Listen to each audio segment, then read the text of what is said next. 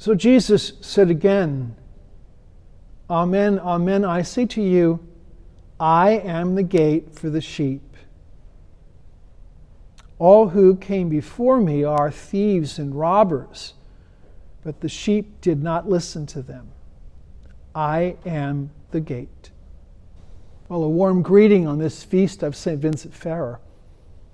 And I'm Father Walter Wagner. I'm here at St. Vincent's Shrine with Brother Hyacinth Grubb. And we're working on our Mystagogy project for the Easter season. And we're in the 4th week of the season and the 3rd week of the project. And we're talking about the recognition of Christ, which is captured in the image of the Good Shepherd, as the basis for understanding the moral life in light of the resurrection. Now, in the first part of the passage, Jesus describes himself as the shepherd we recognize and follow. In the second paragraph, Jesus envisions himself as the gate through which we pass. And perhaps there's a way in which those two images go together. So we've seen that Jesus was credible to us because he is the one who entered through the gate, who was obedient, who embraced God's plan and found freedom in it. And so we recognize him as the living plan of God through which we enter and find life. And this would be captured in Jesus' statement, I am the way, the truth, and the life. It is itself an Easter statement. And it would be here the full meaning of that classic phrase, the imitation of Christ. So that we're not talking just about following his teachings, which we do, and we're not talking about just imitating his gestures, which we do.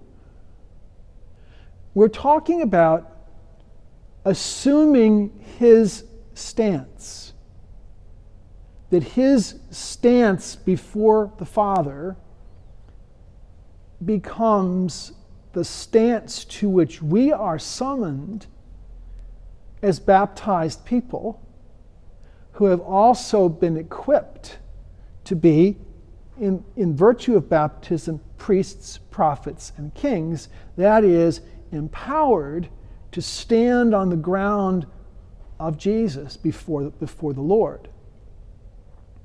And what does that mean?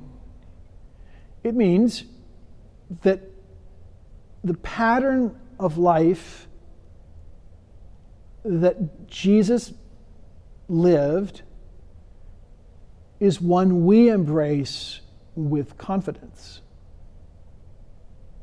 And the essence of that pattern is what we call unqualified love or charity. And the summing up of the life of Jesus is captured by St. John in the washing of feet. So that whatever we do in the manner of that gesture, which embodies love that has no agenda, which does not manipulate, which does not dominate, which does not seduce, which does not have strings attached, which does not seek reciprocity. Whatever we do in that way is an assumption of Jesus' stance toward his life in the presence of God. He is the gate. Now, that will include, assuming his stance on life, will include a complete communion with him in the sacramental life. So the wherewithal for being like Jesus is Jesus himself.